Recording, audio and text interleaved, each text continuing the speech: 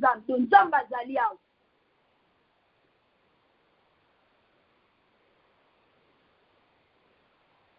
bato nyonso conscience efuli bango estce na bino aka na conscience bato mosusu yo monaka bango lokola basambelaka te mais baza na conscience moko na vie baza na lwa nzambe kati na bango na conscience ya bango ya koluka mabe na motu te ya koluka kodétruire motu te kotémoigner lokuta mpo na motu te kokosela motu makambo te koyiba mbongo ya motu te koscroke motu te koutiliser risque contre motu te kobalanse motu te na compte ya mali stories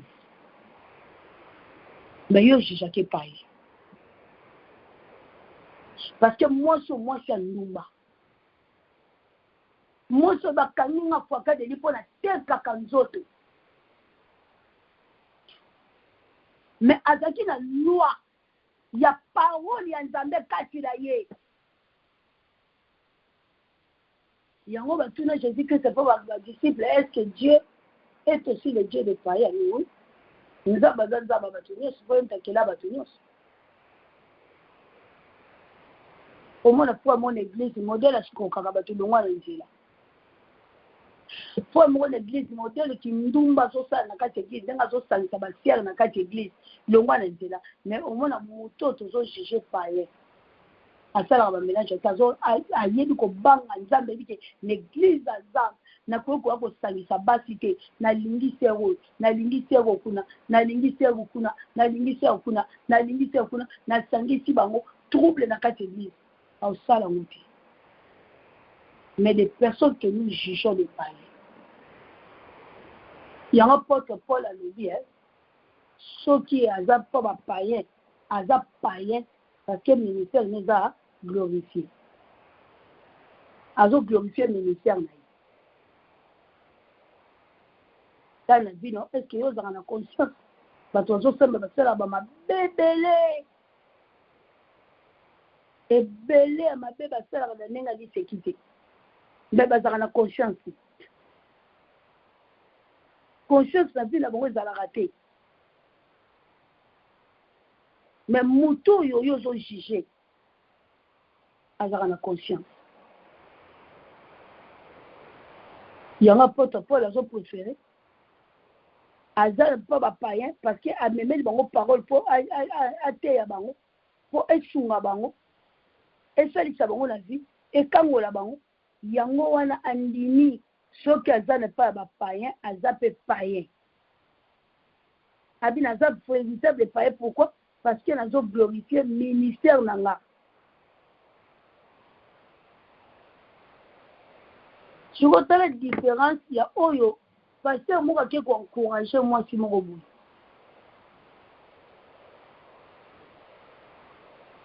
na différence ya oyo Saint-Esprit ayebisi c'est la différence nango c'est la prédication encouragement prédication c'est l'animation c'est la prédication animation pasteur apesi mwasi wana c'est la sikoyo ne école ya enseignant ya makambo okola yebisi cette femme a été sauvée.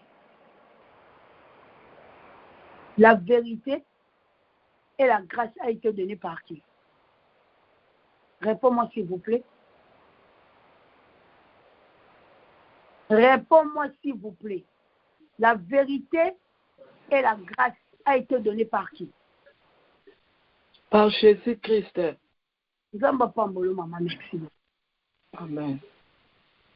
Et cette femme devant Jésus-Christ, il avait parlé la vérité ou pas? Parce que Jésus a tourné, pourquoi il va lapider? Avec quoi? Avec pour coutingaï en fracas de l'épée na pied quand les autres. C'est pas la vérité de la femme. C'est la vérité. Nous n'avons pas besoin. Et voilà maintenant pourquoi la femme a été sauvée. Je suis pas un prédicateur. Le quoi la animateur à quoi animer. Parce que de mots à l'aise. Mais un enseignant, le Seigneur l'Éternel a dit ceci dans Jérémie, Ma parole n'est-elle pas comme un feu, mais comme un marteau qui brise les rocs. Chiko, malbanangai, ezali marteau. Eza moto te, mais eza marteau. Le feu, c'est lui-même. Il est le feu dévorant. Quand on parle de feu descend, c'est-à-dire c'est Dieu qui descend.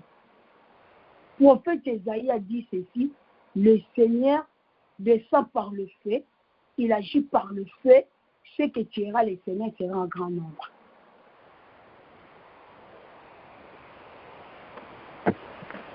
Tu vois, tu as dit, moi, je suis sauvé dans la vie. Jésus, c'est la vérité. Ce qui vous a la connaissance, la parole, quand il a eu. Vous avez la connaissance, il y a lui en Zambé. Et la personne pratiquera la vérité pour la sauver. Parce que vérité dérange. Le français va dire, toute vérité n'est pas bonne à dire parce que la vérité blesse. Mais Jésus a dit, vous connaîtrez la vérité et la vérité vous affranchira. La loi a été donnée par Moïse, mais la grâce et la vérité par moi. Je suis le chemin, la vérité et la vie. My God. David a raison pour akoka kobosana. Akoka kobunga. Pour azala encadrer. Les autres Nzamba révèlent à chaque fois. David, toi tu as péché. David, tu as touché le sang. Il y a un peu de David la présence à Jésus pour demander le pardon du péché à chaque moment, à tous les temps. Pas à chaque moment, mais à tous les temps. David, il sait que tu as péché contre Dieu. David, Moukolonga, télé même à la montagne, il a dit, l'élo. Il a dit, Lukanzambe. Il a dit, que c'est similaire à la présence de Dieu. À reconnaître ma belle. Mais si on a kobosana, so limbisinga, na kobosana. Parce que la méthode na yo, la synthèse na yo, la justice na yo, oza semu. Yango rappela kanga. Pona yeba ki naza musumuki. Nazala toujours na présence no pona za sauver. Tala siko na bomoi na yo. Yo na tout na yo parole mbetaka yo. Parole dans kaba bepo na yo. Oyina basa na nzambe pona parole. Ndeti biso batebe balinga biso teka pona parole. Elo balinga basimisela nga touche na vie eza pona parole. Réputation nanga ko bebisa témoignage pona parole. Po ba yebi ke na vie na za na nzambe. Ba yebi yango bi. Le Seigneur me dit que tu moni nyo surtout baloba wana.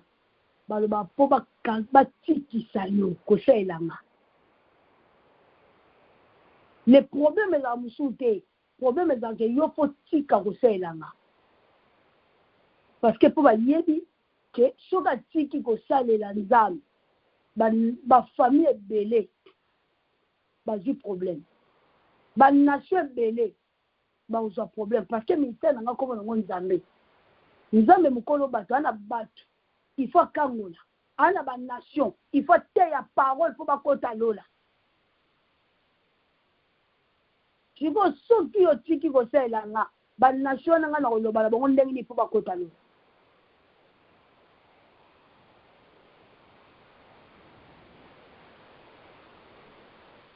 Tana bomo ino bieleni. Mosikoli nanga yozali nzambe yokayo mobateli nanga okonsolenga yoza nzambe papa yozali nzambe soko linga nzamba bamimona loko bana zeli balinga nzambe me connaissance nde ezali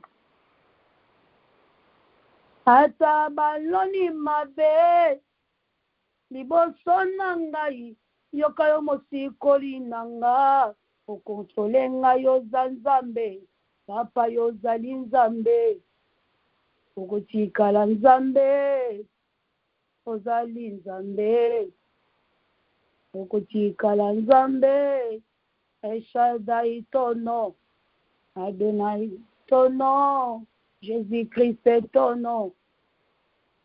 Siko bien maintenant na dit na yo entre toi de toi-même, examine-toi.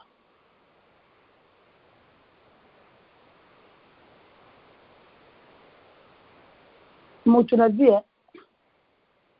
so bazo orienté ye avant ndaka yoki azo comprendre makamie bazo loba.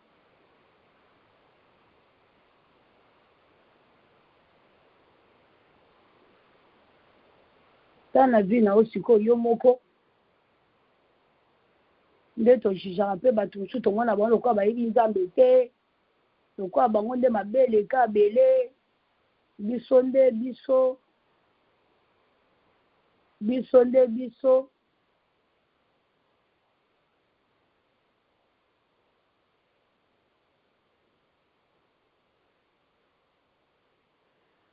natangi na Romains 10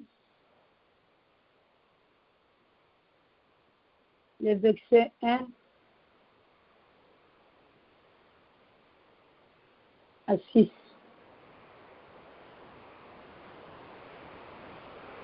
Romains 10, verset 1 à 6. Je lis dans les noms glorieux puissants de Jésus-Christ de Nazareth. Amen. Pour la pomme de la vie, frère, le vœu de mon cœur et ma prière à Dieu pour eux, c'est qu'ils soient sauvés. Je leur rends le témoignage qu'ils ont du zèle pour Dieu, mais sans intelligence. Ce qu'on a version sans connaissance. D'autres versions dit sans connaissance, mais on le dit dans sans intelligence. Sans être intelligent, pardon. Et sans intelligence, pardon.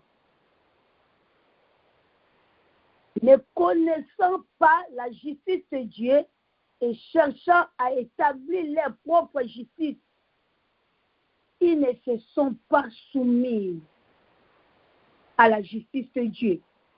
Car Christ est la fin de la loi pour la justification de tous ceux qui croient. Dans tous ceux qui croient. En effet, Moïse définit ainsi la justice qui vient de la loi. L'homme qui mettra ces choses en pratique vivra par elle. C'est ça la loi de Moïse. On comprend ce que Jésus-Christ est le sauveur. On comprend ce que Jésus-Christ soit sauveur.